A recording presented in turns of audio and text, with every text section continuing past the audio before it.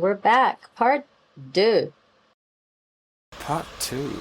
Oh, that's right, of our PICER Institute experience in China. In there, where that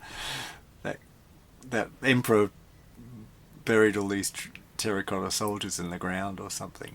Yeah, all about the afterlife and stuff. Most people seem to know about it. And Xi'an's a walled Chinese city. It's the walls are still there. They haven't fallen down. Now I was just going to say it's such an extraordinary city. I mean, if you think about all of the history in Xi'an, it's quite extraordinary. The dynasties that went through there. That isn't it the end of the Silk Road? Is that where the Silk Road ends or where it begins? Yeah, they're. It's interesting because where we live in a housing estate, which is very normal in China and Chinese cities. And there are about 30 blocks of apartments in with a garden in the middle. That housing estate, it was built next to a sort of small river, and by the river, they'd found relics of where they think the Silk Road started, around that area. And because they found those relics, they in honor of those relics, which is sort of like trade, they put the biggest the biggest trade center. Oh my God! Do I remember? Are you kidding me? Oh my God! That thing was 8 times the size of a football field. It was so massive, and it was literally next door to our apartment building, and we got to see the whole thing be built.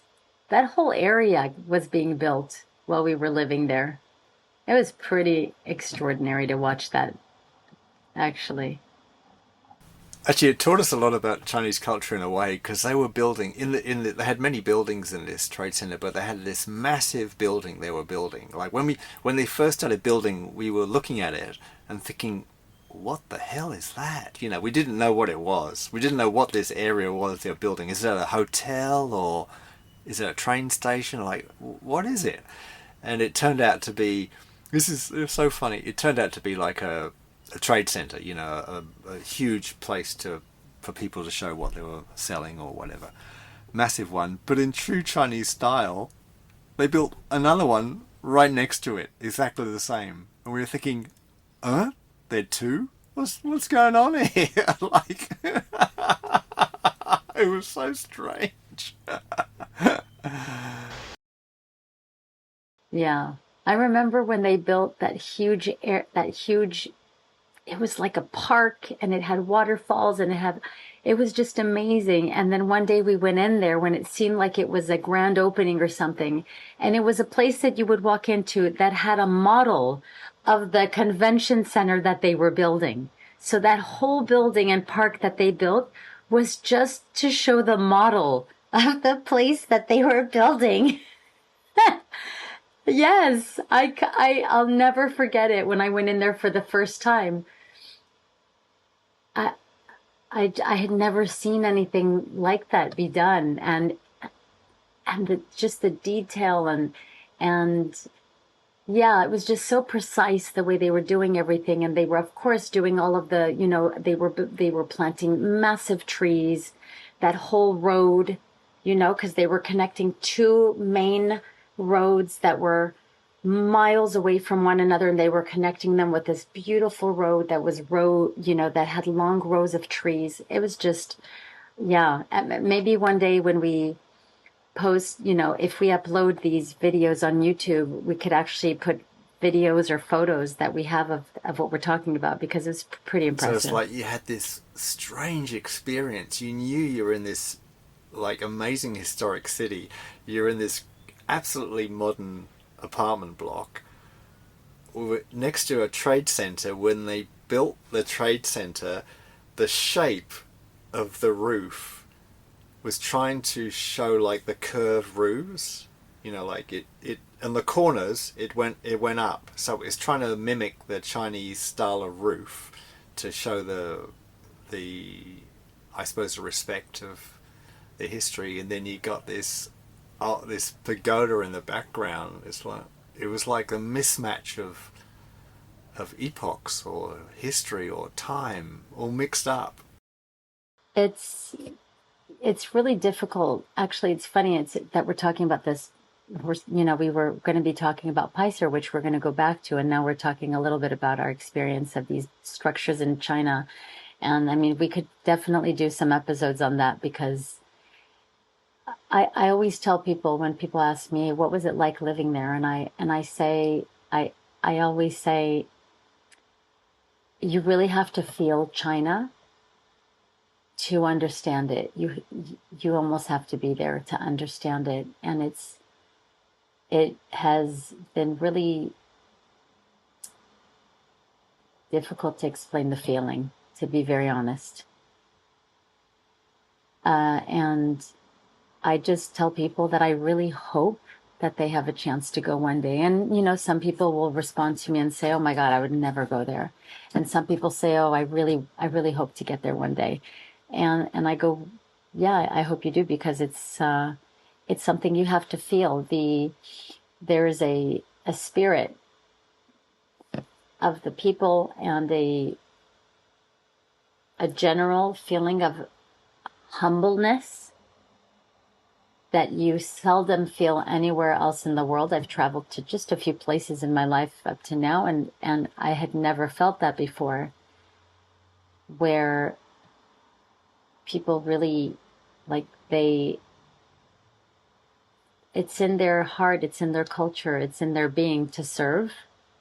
And it's not like they do it out of duty. They don't look like they're having a horrible life. They don't look like they're hating what they're doing. They just feel a true duty in doing what they're doing. And so they do it with all their heart.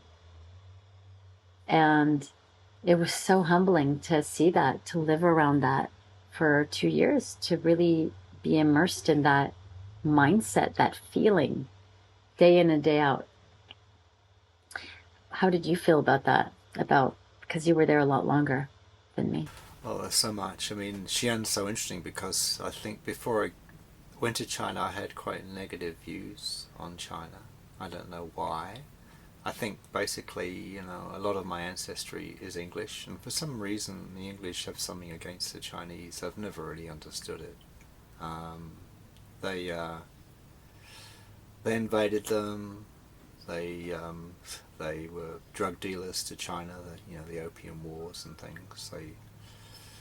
They turned the Chinese into much worse drug addicts and affected their health and also there's terrible history between England and China. So I don't know why. So I had like negative views on China, but then the main food street in Xi'an is so weird. It's called Muslim Street. Oh yeah, that's true. That was so out of left field when we found that place. We were like, what? Thought they weren't supposed to like Muslims, and then they called it Muslim, and there are all these Muslim restaurants down there, and the most where we were in that housing complex, the restaurant we seemed to like the most, and a lot of people used to go there. A lot of Chinese used to go there. They were Muslims, so there's a natural harmony there, which people maybe is hard to understand, really. It's so complex. It's so complex. There's so many layers. And just before I left China, I'd got a Chinese driving license, and I was driving a car, and I'd noticed that, and you may notice. You remember there were those people who would like deliver things, and they had these tiny little three-wheelers. Very small. They had there's like a little motorbike on the front, and then a very small tray behind where they could, put on things to deliver them and stuff. And in China, there are a lot of expensive cars, like BMWs, Mercedes, and whatever. And I used to wonder, what happens if one of those three-wheelers hits a Mercedes? Because surely the person in the three-wheeler, he doesn't have money. It's like this thing, the Mercedes probably costs like, $200,000 and the three-wheeler probably costs like $1,000. Like how can he get insurance and how does it work? So one day in the cafe I used to go to, I actually asked that question to the people there, and the guy said, "Oh, no problems." He said, "There's this. We solved that one a long time ago." you know. So when there's an accident between the three wheeler and maybe the expensive car, he says, "I'll give an example of what actually happened once, and you can watch this. There's a video about it apparently." So it's in Shanghai. This businessman had a Bentley, like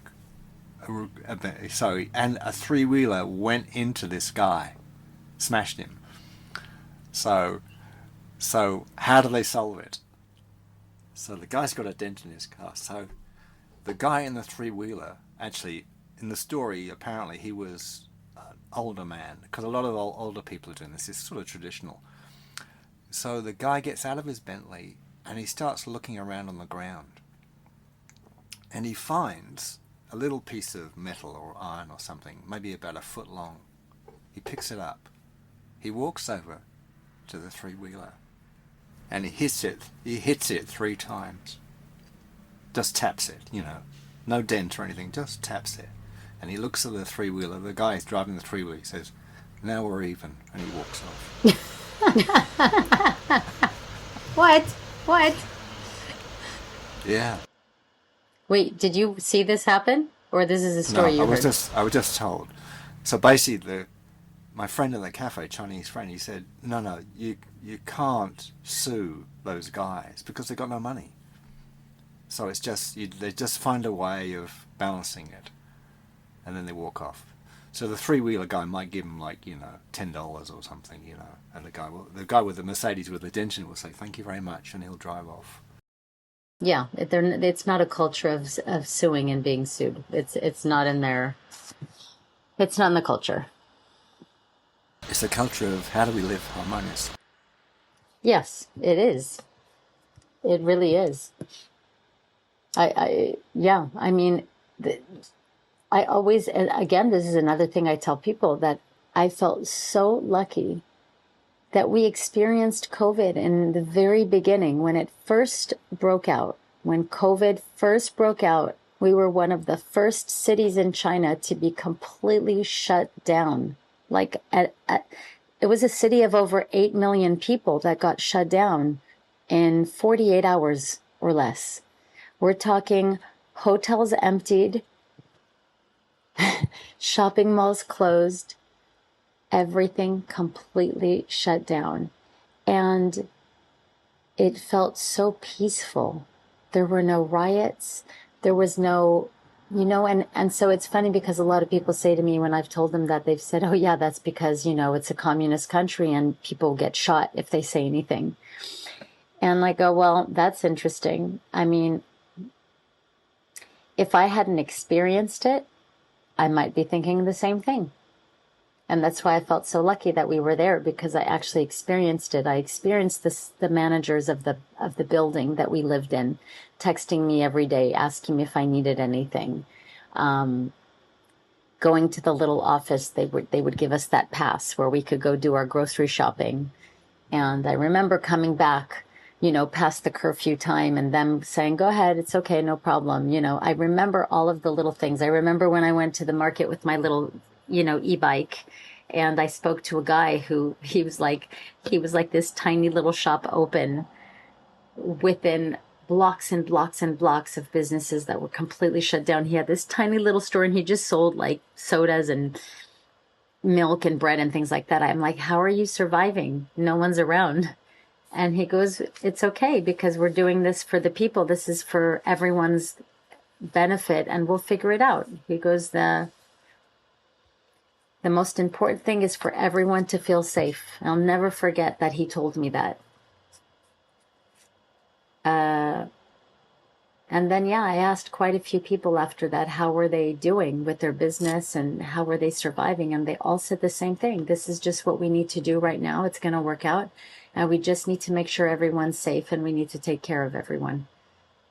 And I had never experienced that kind of response before anywhere I had been, without seeing anyone complaining or getting frustrated or upset. It was like just a feeling of collaboration. And I had never been around that. Community and collaboration. You're right, because that's what hits. I think that's what hit me the most is like they're just such social people. The way they sort of get on with each other. So just before I left, actually, and I left about a year ago. Just before I left, I remember walking down the street, and as normal during the day, you see people playing cards, by the side of the road, and you don't see like two people playing cards or three people playing cards. Normally there are like about six people playing cards, but there are about 20 or 30 people watching. So there's this group of people, watching them play cards, and you're not allowed to play for money in China. So they just they're just doing it for fun, sort of thing. And it made me think, like China is criticized maybe for, you make too much stuff, you manufacture too much stuff, because you can do it cheaply and stuff like that. I'm not sure that's the reason they can manufacture so much stuff. I think they can manufacture so much stuff because they get on with each other. They can cooperate. Absolutely. They have incredible cooperation and collaborative skills. I used to make handbags, as you know, before I came to PICER. Years before, I was going in 2008, I believe. For about a year and a half, I went to China and Hong Kong to make handbags for a company. And I mean, it was just incredible. I worked with factories, so I worked with groups of people to create the handbags. And we had to source everything from the zippers to the nuts and bolts, to the fabric, to the trim, everything we needed to source. And a lot of the people didn't speak English. Just a few of them spoke a little bit, but we worked with translation apps, and we would spend hours and hours together. But the way that they collaborated to put something together blew my mind. I kept thinking, oh my God, this is never going to happen. I'm never going to be able to make these bags. I would go and I would be like, oh my God, they don't understand me. How is this ever going to come out? And then I'd get the sample. And I was just blown away every time at what they made. Because they have a way of communicating with each other, and they're so precise about details. Yeah, it is pretty amazing. You get that in food a lot. You can't believe the dishes they make.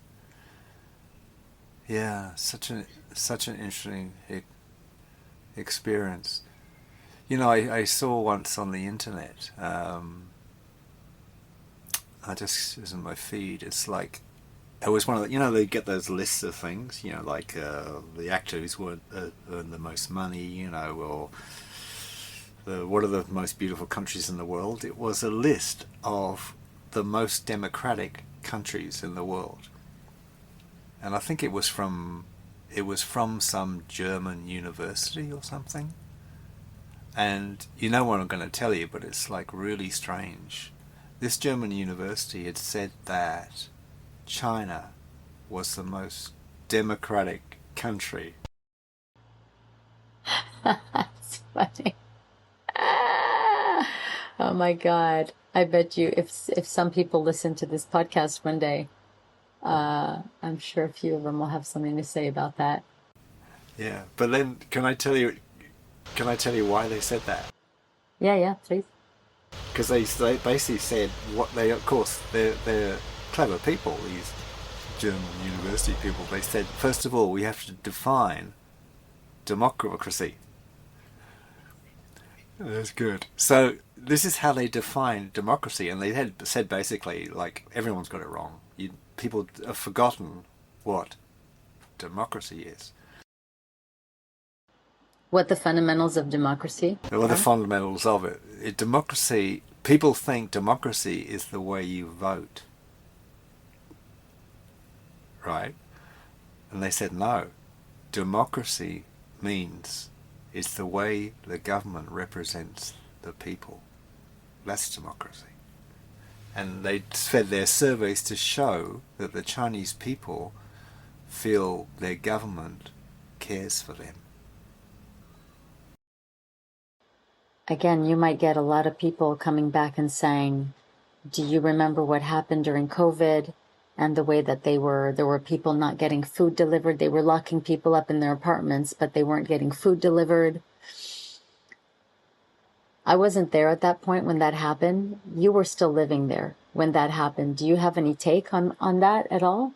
I guess it's true. I mean, like, you're trying to feed 1.3 billion people. I mean, it's crazy what the government tried to do. They tried to keep everyone safe and will bring the food to you, so you don't have to go out. Like, it was from an intention of caring for people, I think. But it's like they're gonna they can't. How can they get it all right? So they definitely made mistakes. You know, like so. But what I thought was lovely over there, because in the COVID time, no one was forced to have a vaccination over there. Yeah, that was incredible. All these countries were forcing it on. Yeah, it was crazy that China, out of all countries, wasn't forcing anyone to get vaccinated. They encouraged you to have it though. Do you know how they encouraged you? If you got the vaccination, they gave you a boiled egg. The reason they gave a boiled egg apparently is, I think, it's because they wanted the older people to get vaccinated, and the older people, a lot of them had been through, like poverty, so it's in their genes. So a boiled egg actually means something Yeah, and it's probably symbolic. symbolic as well. Yeah. It was a kerfuffle, but yeah, I really do feel after having lived there that they had the best of intentions when they did that. But it was getting so out of hand for so many people to be getting sick. And how do you control that? How do you really stop a pandemic? But man, the speed at which they built hospitals was just, oh my God, I watched some documentaries of hospitals and the way people came together, and that was pretty mind blowing too. Yeah, we kind of veered off there, but I mean, I think you and I guess that since we're two of the people talking about PICER and our experience there, I think that's an important part of our experience, because I think you and I felt a very, very profound appreciation and connection with China. And we still have it. It hasn't gone anywhere. We still have it. I have felt over the years since coming back to the States a very deep longing to go back there one day and to experience it again from a different mindset, and yeah, it definitely imprinted my heart and my mind. And whenever I meet someone from China, I just immediately feel a connection with them. Maybe they don't with me, and that's okay, but I immediately feel like I know them somehow. It's strange. Or with someone from Hong Kong. I feel bad I never learnt Chinese, but I used to stand with them and they'd be talking to me and I'd be nodding like I understood them. But why was I thinking I understood them? It's so weird. It's just a feeling inside me that I know what this person is saying. So maybe I should have followed that more. Interesting. So, shall we? To PICER. Well, to what brought us there, I guess. Yeah. What brought us there? So I think at the end of the last episode we were talking about, what was it? Black holes, and what was the last topic? I guess I was talking about how there's something in us, in the human being, that strives for more, right? And it can be anything. It could be if we're hungry, we want more food, or if we buy clothes, we're going to want more clothes, and if we have a little bit of money, we're going to want more money. But on a maybe primal level, at an elemental level within us, there seems to be something within our genes, within our cells, within our DNA, possibly, right? That that has a programming of needing more. And I was kind of associating it with evolution, because evolution is the growth of something, right? It's and so maybe we could talk about that, because we studied that a lot while we were with PICER, about this need for more. And this was one of the, like you said, this is how we ended part one, was you were talking about that this is one of the phenomena that PICER would study. PICER used to categorize things into mindsets, and they would say that's a mindset of greed, I think. Greed is wanting more. So it's very interesting how they would analyze this. They would say, well, can you try and do the opposite? You know, like if you had some food you really liked, right? And there was only a certain amount of it, but there was another person there. How would it be that you said to them, oh, I want you to have more of it than me. I'll have less. It's just even to think about that, like it's not normal. Like we might do it sometimes because we want to impress the other person about how nice we are or something like that. But I know myself, I would normally want more because I like it, you know. I would just pretend maybe that sort of thing. So it's very normal, like it's hardwired in us. But as you're saying, like in evolution, it's like I think PICER would say that it's just a natural necessity of evolution and consciousness. Because if we don't want more, we don't like, you know, like, oh, you're threatening my life. Oh, no problems. I don't want any more life. I've had enough, you know. I'll just die. Kill me, you know. Like, so even wanting more breath, wanting more sunlight. David, the founder of PICER, said that even a flower is greedy because it wants more sunlight. During the day, it turns to face the sun because it wants more sunlight. That's greed. So the basic, without greed, there'd be no life. Like evolution would have stopped years ago. There'd be nothing. The greed is the striving for life. And then what's interesting, and I guess this is, you know, like we're saying, this is in the cells. This is already programmed in our cells, because the cells are doing exactly that in our bodily system.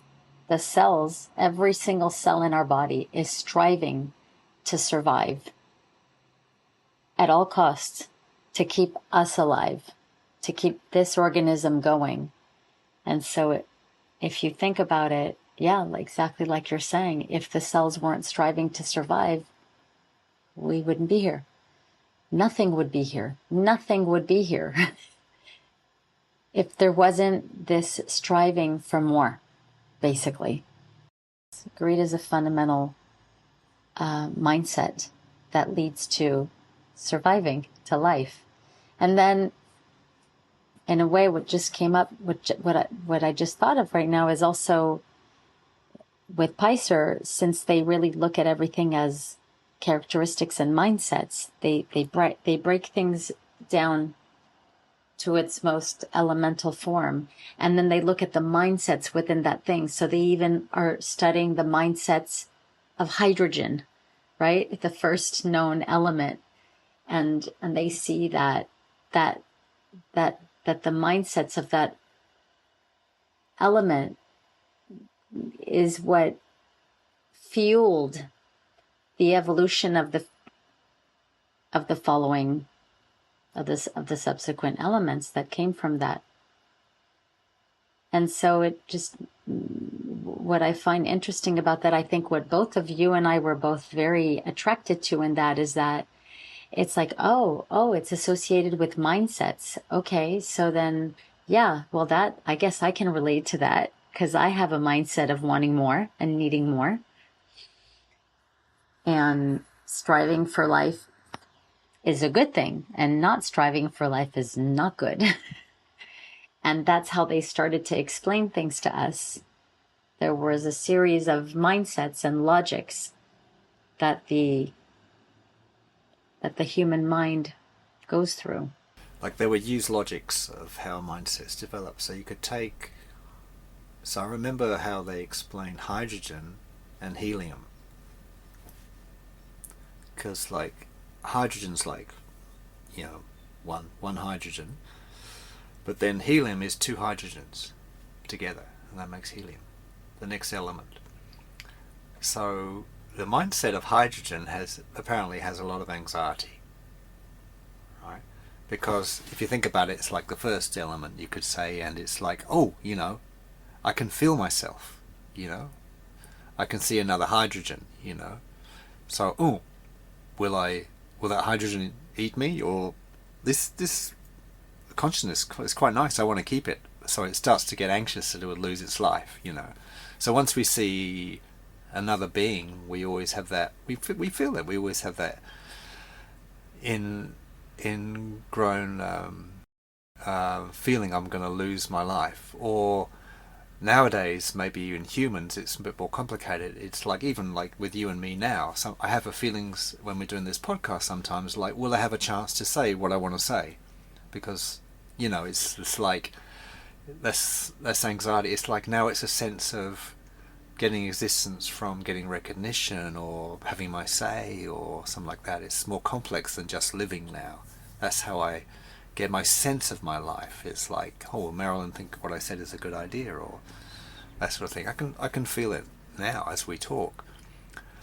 So it's interesting because I thought it was quite mind-blowing when it was first explained to me that hydrogen, right, helium is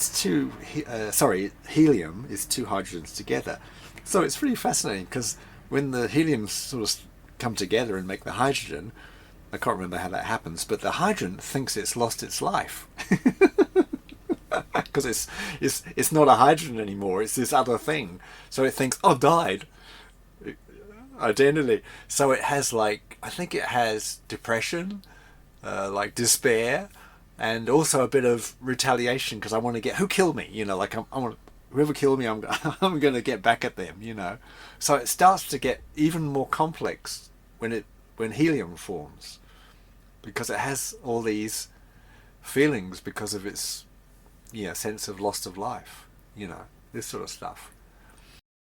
So wow, yeah, it went to that. So it's really interesting because we were talking in the last few weeks about, when we talk more about PICER, what we want to talk about. And I went back to PICER's website. They've got a website, I think PICER, PICER.com. And I looked at the beginning of that, like, what are they all about? What's their essence? What are they trying to do? And there's a little panel there, something like, I think it says, what we believe or something. Our hope for humanity. Yeah. So they said, I think they say what we believe, I think it says, is our hope for humanity is something like that there is a new culture in humanity that would understand that everything that happens in our life, our illnesses, our dramas, our families, our feelings, everything, whatever happens in our lives, comes from our mindsets, comes from how we think. So our aging and our eventual death all comes from that. So that, what do you think? Does that sort of match our experience there? Always trying to understand because I remember when I first got there, the first way the founder David would try to let us know about what they're about was like, you would do something very simple or say something you thought was quite normal, and then he'd say, oh, why'd you say that? And I'd go, oh, because it's just what I normally say. Yeah, but why did I say that? Oh shit, I don't know. Why did I say that? I don't know. And he said, see, you don't know why you said it. He said, that's what humans are like. They don't know what they're doing. They're just like a program. It just operates naturally without thinking what it's doing. So in a way, this institute, like, I feel it invited us to think, what the fuck are we doing? So stop running the program and start thinking, what is the program? And then, what is the program? Why did I say that? Why did I do that? what I normally react if someone ignores me that way, sort of thing. And that sounds pretty simple. Ha ha ha ha. Not really.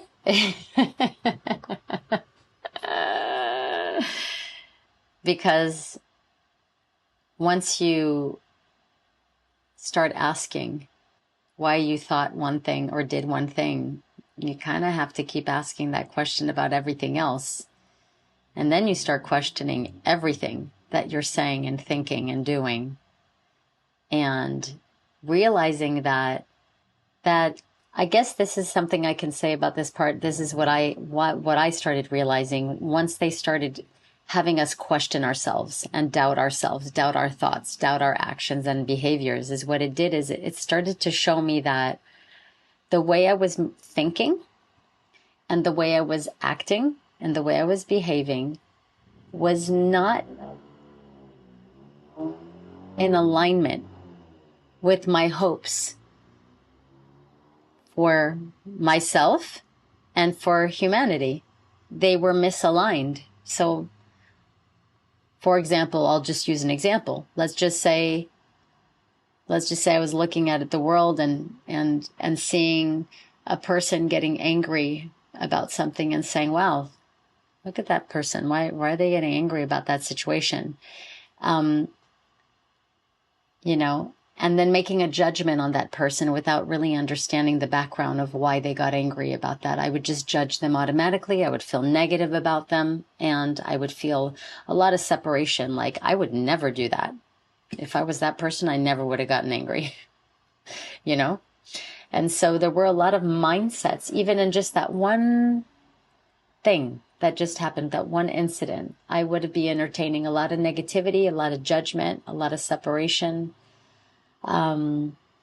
comparison, pride, of course, because I wouldn't do that. I wouldn't have reacted that way. Pride, I'm better. So many mindsets would be involved in just that one thing.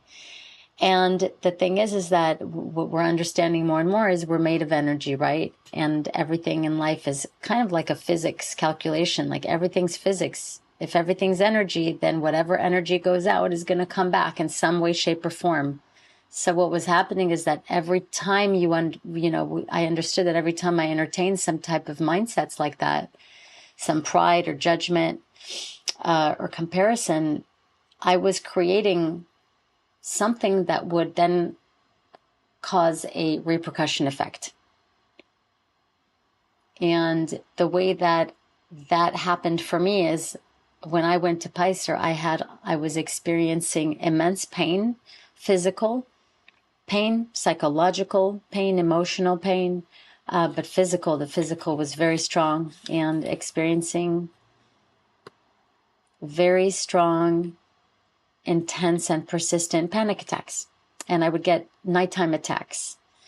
Also, I would get woken up in the middle of the night by these really strong attacks. And I didn't, at the time, I hadn't thought that this was coming from my way of thinking and my way of behaving. I hadn't put the two together. And that's what PICER really helped me to start understanding and making that association. It's funny you're saying this, because when you were starting to talk about your pain over there, I started to remember your panic attacks. So I remember that I caused one of your panic attacks in a way. I remember causing it. It was your birthday. I was wondering, because this is a really good way of explaining how PICER analyze situations and try to find solutions. Is it okay if I mention what happened on your birthday? Mm-hmm. Absolutely. And thanks, because I have no idea what you're talking about. I completely forgot. No, not at all. Please go ahead, and you can say anything you want. You know me. I'm an open book. Go ahead. So it's like I was still a bit impulsive. Like, I think I'm less impulsive now, because we're talking about those humans were quite impulsive. We don't tend to think what we're doing and the ramifications. We don't think so much. So I was still at that stage where I was still impulsive and thinking I knew best, or just following my normal program. And it was your birthday, and I thought, oh, I should get you a cake, right, with some candles, because that's what you do on a birthday. But I wasn't thinking of the full situation, things that I was starting to maybe learn but hadn't got inside my body yet, my thinking. So I bought you a birthday cake, and there were a group of us, maybe 10 of us or something. And what I was cautioned by one of the guys there, one of the teammates, says, "Oh, be careful." He cautioned me. He'd been there quite a long time, and he was a guy who had very intelligent guy who had a lot of good thinking. Is Tim, right? He's a highly intelligent guy and can be very caring person. So he was cautioning me with the birthday cake. Be careful, or something he said. But I ignored him, basically. Like, well, it's only a birthday cake, Tim. Like, what's the big deal?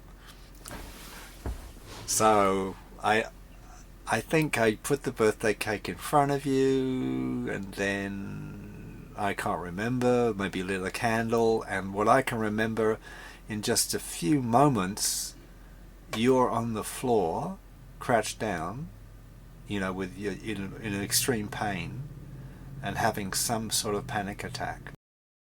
Wow. Where was this? And where were we? In Xi'an, in the shopping centre, I remember.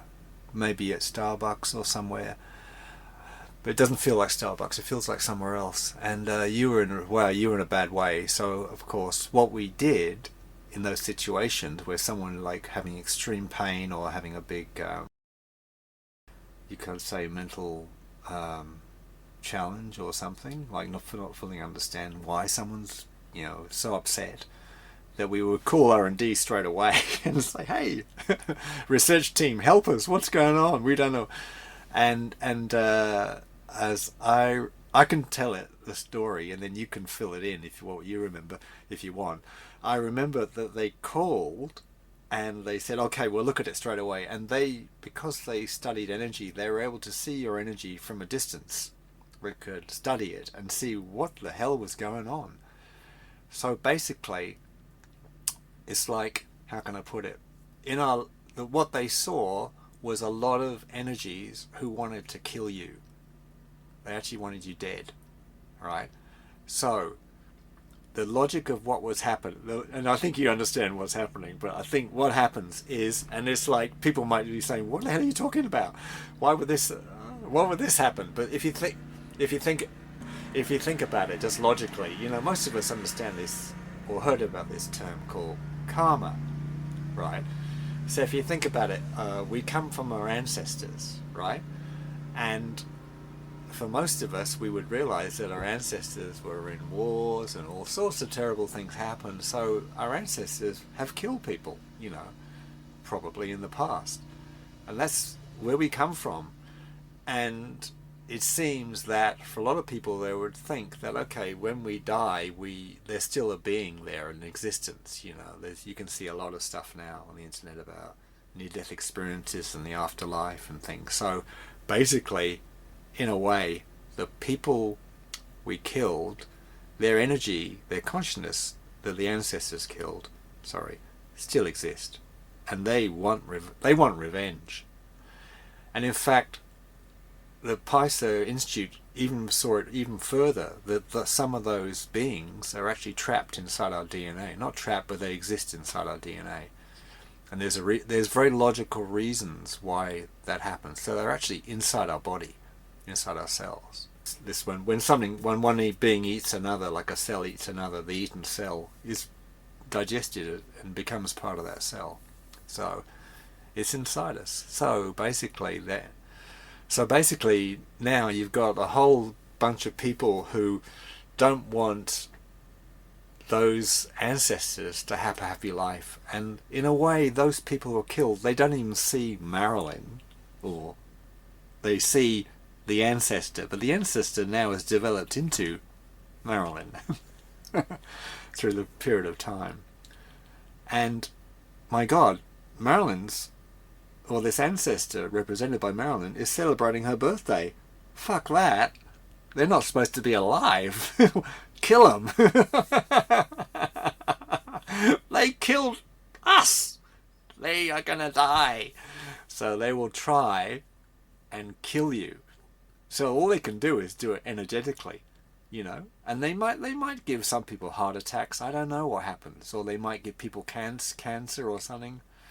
But they studied and they could see that because I had tried to celebrate your birthday, the ancestors the ancestors who had been killed by your ancestors didn't want you alive. That's a long story. Yeah, no, it's great because it can be so complex to talk about PICER and the work that we did there, and it's, yeah, I mean, we're just hitting the surface of it right now with the story that you're telling. And it might sound completely crazy to some people, and some other people are going to listen to this and go, oh my God, yeah, totally. I get this. I want to go to this place. They can see that. They can see how that happens. Yes, they can see how that happens. And it's funny. I don't remember this at all. Yeah, I do remember being at the shopping center. We were all together once at a restaurant, and I had a really massive panic attack. I remember collapsing near this elevator, and they called R&D, and I was shaking. I was like, it was as if I had just been attacked. It was really frightening. And I had a lot of panic attacks and energy attacks when we lived in Xi'an, but it could be that one. Yeah, I didn't realize it was my birthday, but it's just so interesting because once you start looking at life that way, and well, here's the thing. I'd like to go just back for a moment. You know how you were talking about the ancestor who maybe killed some people, and so, you know, my ancestors are dead now, so they can't go after them. But here I am carrying their DNA in my body. And so what they're resonating with is me. They're resonating with me electromagnetically through my energy, through my frequency, through my vibration. So here's a key part that I'd like to just add to this that might help maybe to make this a little bit easier to understand. I'm not sure if it will, but the reason why those energies of those who had been harmed by my ancestors, the reason they would be coming after me is because I am still thinking and acting and behaving in the same way that my ancestors did. So basically, I'm still vibrating at the same frequency of someone who causes harm. And that's a very key, it's a key point, because it would be like, what do I have to do with this? What do you mean? You know, I'm over here doing okay. I'm not doing anything to harm anyone. What are you talking about? Well, maybe at the time I wasn't taking a hammer and trying to go after people and slaughter them, but whenever I would think about someone, whenever I would respond to a situation, the mindset that I had at the time was carrying a lot of pride, a lot of judgment. I still had a lot of competitiveness in me at the time, so basically wanting to be right. And all of those mindsets carry an energetic signature. And so every time that I would have a thought that was at that frequency, that same frequency that my ancestors were at, I was basically alerting all of the energies, dead and alive, past and present, all of the ones that had been harmed, it awakens them and it reignites them. And it's not just between people, it's also between land. You know, it's important to remember that land has DNA. Land carries DNA, and land carries so much history also, right? That the land where that shopping center was, where we were having dinner, there could have been huge battles that took place on that piece of land. And so that also is a factor in igniting pain, discomfort, panic attacks, fear, anxiety, you know? And, you know, I think that maybe some people listening to this might know what it's like to experience a panic attack. They might understand what it's like to feel totally fine and then go somewhere and out of nowhere feel very afraid or very uncomfortable and not be able to explain why.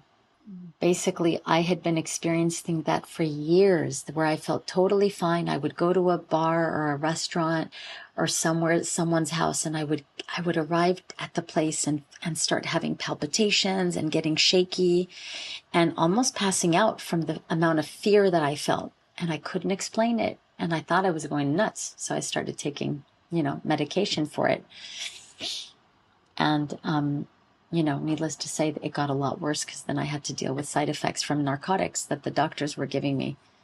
That's a whole other story. But basically, when I got to PICER and they started explaining to me, to us, to everyone there, through their research, that they had found that we are carrying mindsets within our cells. Because inside every one of the trillions of cells in our body is DNA, our DNA strands.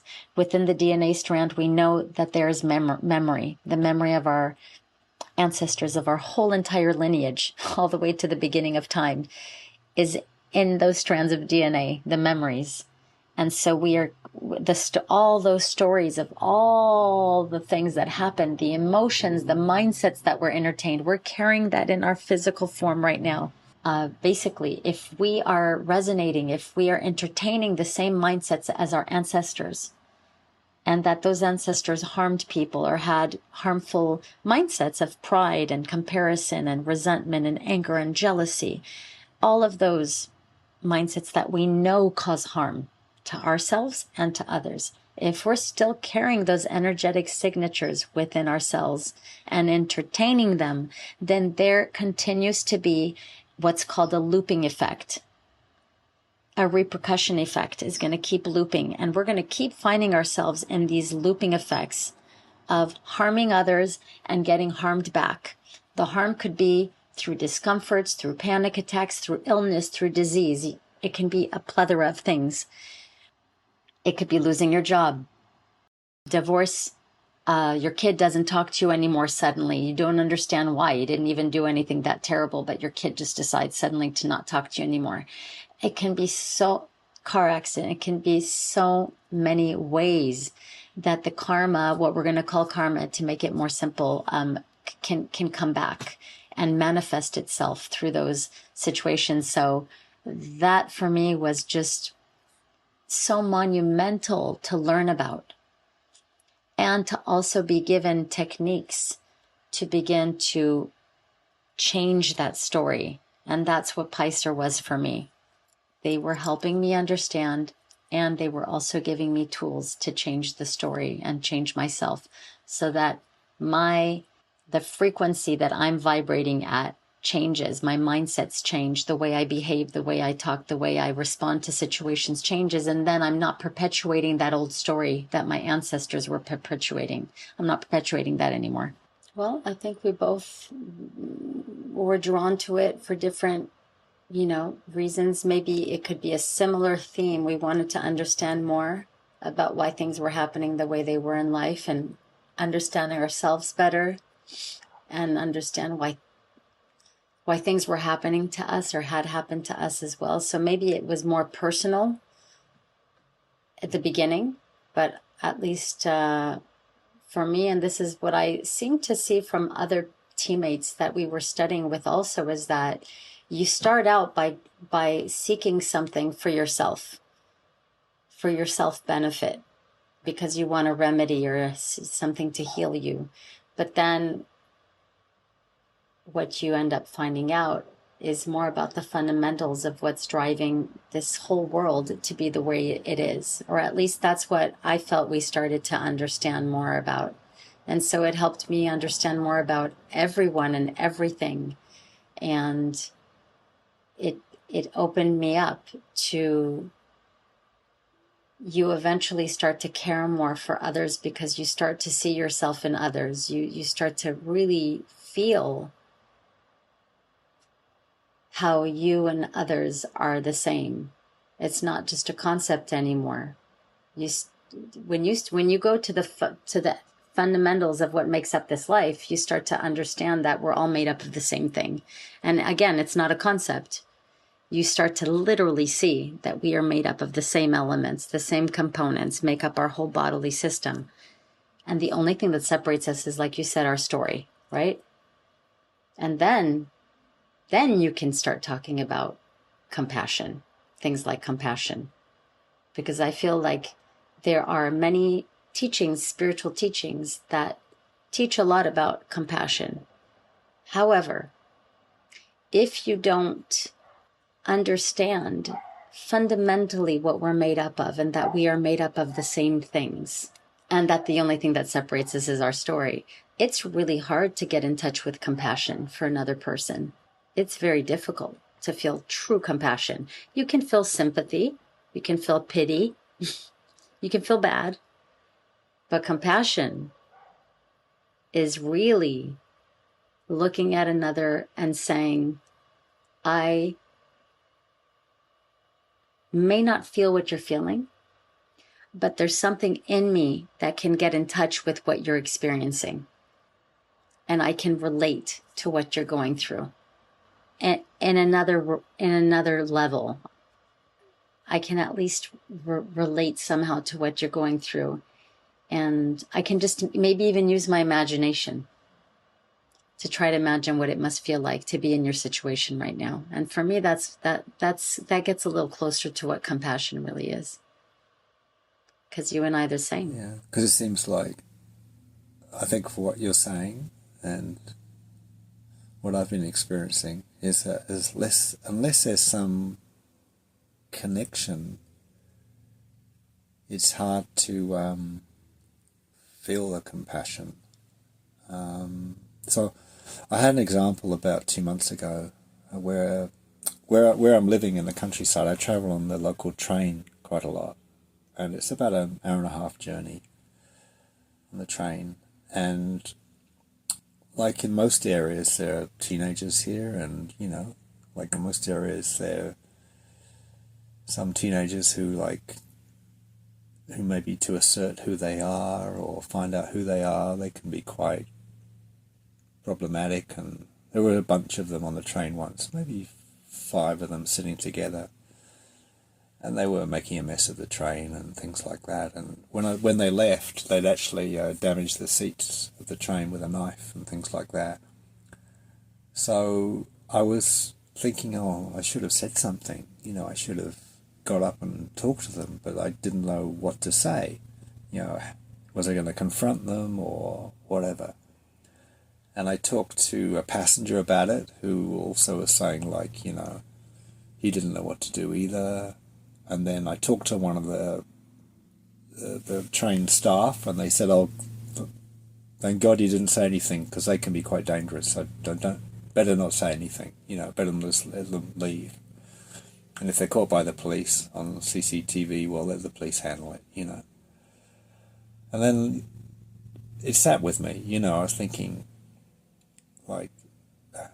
how am I as a human being with these kids? These 15, 16-year-olds, they got hoods on and, all this sort of stuff, And then I thought to myself, shit, that was me. I'd never actually ripped up a train carriage with a knife, but I actually wanted to once when I was 15. I was so angry with life, with my parents or something. I wanted to do it. And I didn't, but I I was very close. I've had this feeling I wanted to start being a vandal, when I was about 15 or 16. So, yeah, like you said, you can use imagination to try and put yourself in their shoes. But I was thinking that maybe the first step is to relate yourself to them. Yeah. make a connection. Make a connection in how, even to think it, maybe in the energy world has some effect. Like, to start with, it's just even talking about it like we're talking about it now is the beginning. So, because, like, I think, as you're saying, like, we learnt in China conceptually that we're all connected. it all in a way comes from one, and we're just different expressions of the one, different stories reflected through our DNA. Then gives us the appearance that we look different or we have different characters, but it's based on the story we went through. And then what connects us is like maybe you and I were in the same story, way back in time. And maybe you and I were humans together once, and our stories are bringing us back together, but we call it, oh, I met you at a cafe. But actually, it's our stories bringing us back together, some resonance. We don't even have to be human. We could have been animals or something. We don't know. We don't know how back it was. So, yeah, so things bring us back together again. It doesn't seem so random as we think. So we're like, we have connections, so how can we use that in a way to create a better life, maybe? Because those kids maybe are suffering in some way, And I was thinking the logics of it because, they're damaging the train, which is the thing that's actually carrying them and taking them to their destination. So, there'd be a lot of things to be interesting to talk to them about, maybe.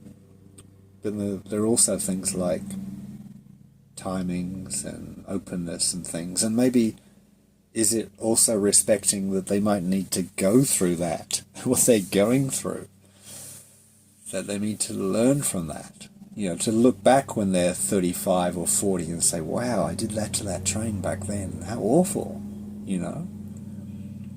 So it's not a set thing, but maybe without the connection, maybe then it's very difficult for anything to flow.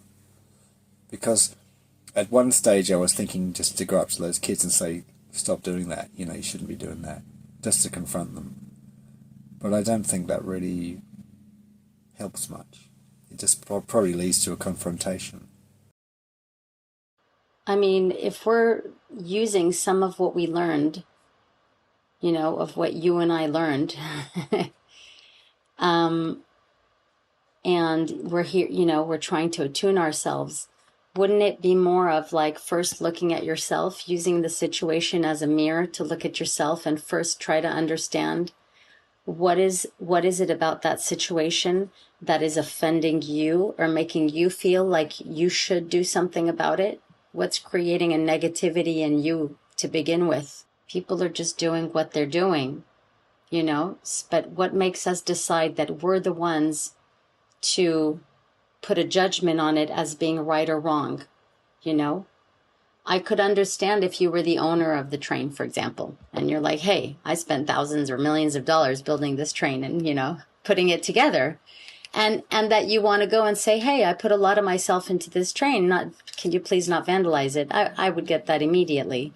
But, you're just a passerby. So I think that it begs the question of like, what makes us think then that we need to do something about it? Or that, do you see what I mean? Does that make sense? It's great what you're saying, because on one hand, like, yeah, I can say, why do I react? Why is it that I react? But actually it's so interesting what you're saying, because you've opened another layer up. You say, am I just a passerby? Why do I care about this train? Well, I do. I do actually care about the train. I think that in the journey we went in PICER, we started to learn that everything has consciousness, even so-called inanimate objects, like your car, your bed. You remember how much PICER used to talk to us about, like, do you care for your bed? Because your bed's been looking after you all night, is how you slept. And they would actually do energy studies to show us how, things had consciousness and would have mindsets. Even it could be a computer printer, or a bed, or a car, or whatever, or the land, or something. So we actually saw demonstrations, and we learned to do this with our own eyes as well. Like you and I both learned to look at the energy of so-called things and find out, shit, they have mindsets. And of course they have mindsets in a way, because it's the same elements that are in our body. So, and where do we, if you go down and down and down and down, like let's okay, some people say, oh, it's the brain, but then where does the brain come from?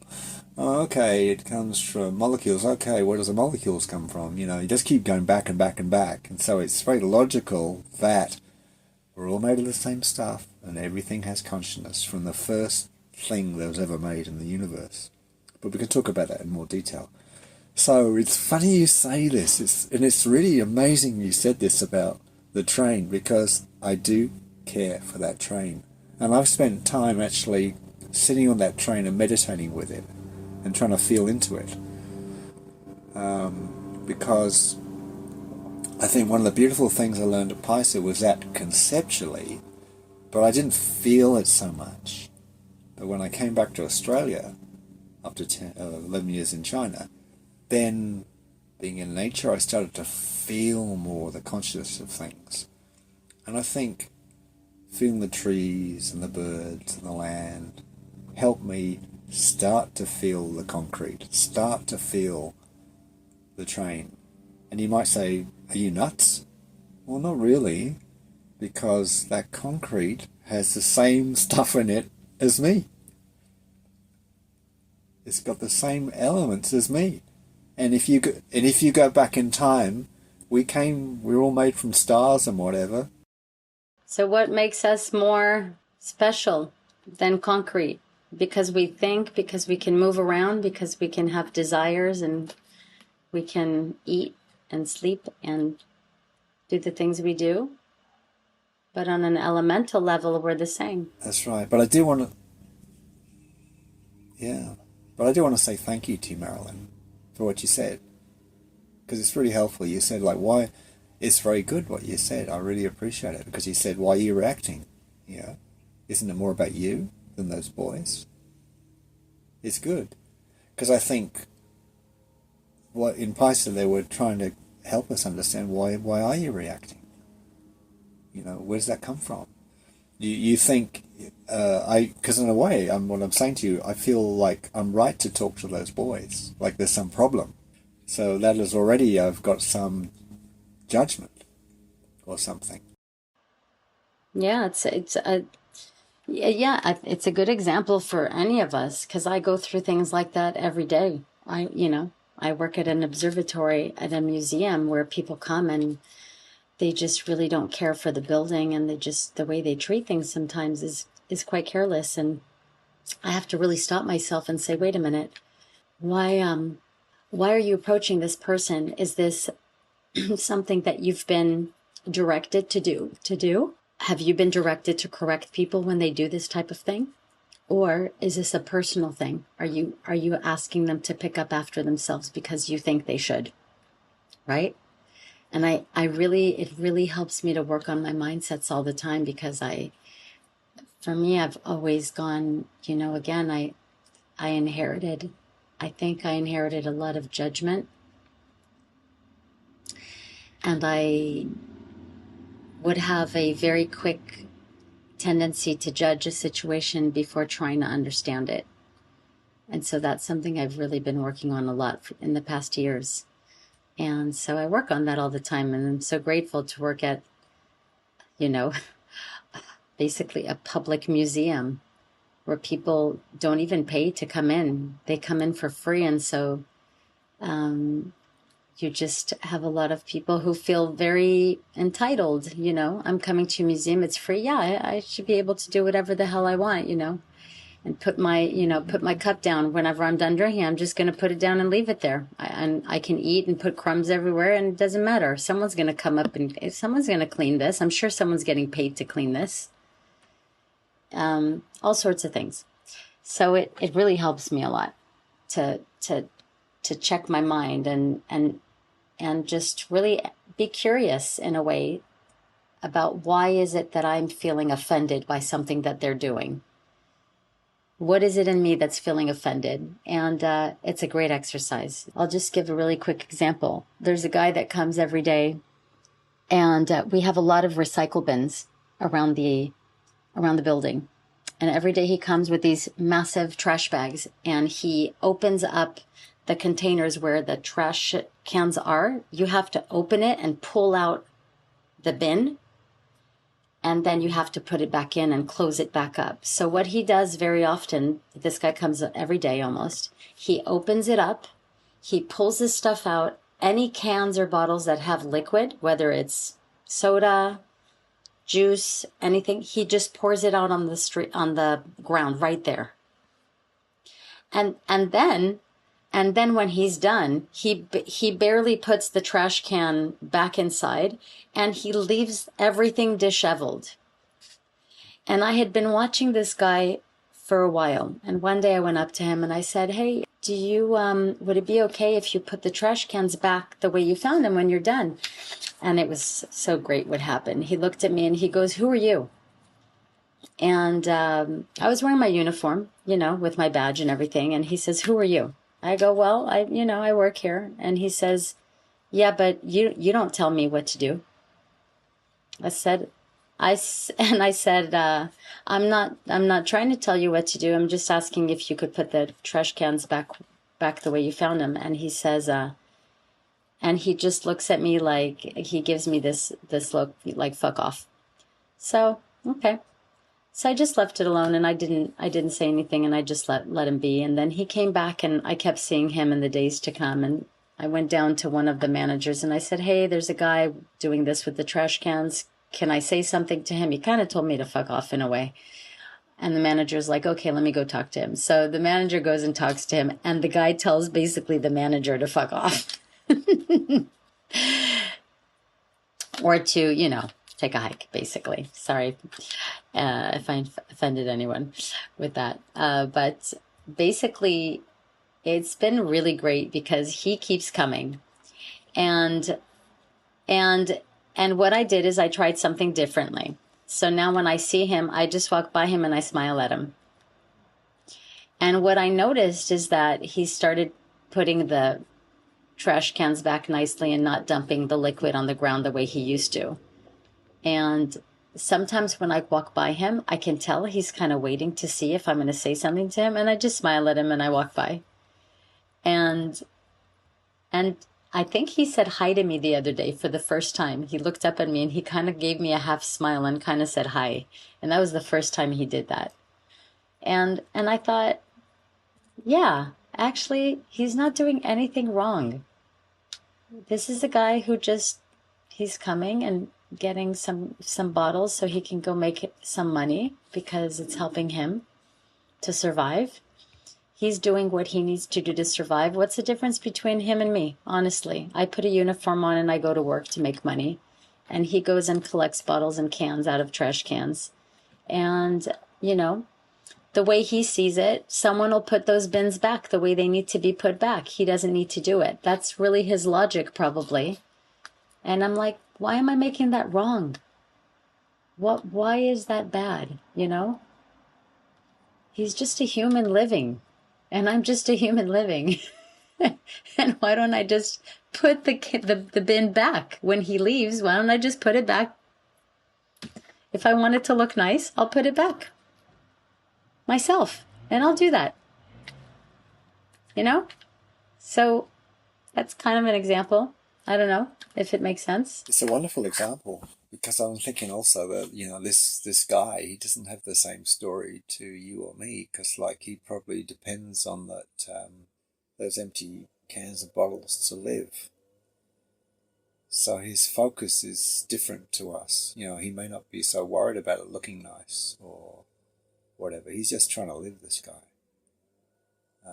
So where he's coming, he's got a, he's like, it's almost like two people like you and him have got completely different pairs of glasses on and see the world completely differently. But how can you put yourself into his shoes? Wow, it's a really wonderful example, actually, I think. And I think the other thing is like, you're just making a connection with him. It's like, so before, it's like when you meet him, you're like normally, you know, you're being very, as you should be as like an employee or a staff member there, you're trying to do your job properly, but the focus isn't on connecting with the guy so much. But so often when we meet humans, other people, that's not our focus. It's like, what's our agenda? You know, like blah, blah, blah. But it's not in making a connection with the person, sort of thing. So it's like, what your story is really helpful to help me think about, you know, the boys on the train, sort of thing. Okay, well, I guess we'll say bye for now until we do the next one. Okay. Okay. Yeah, we'll see you guys next time. Thanks for listening. Thank you.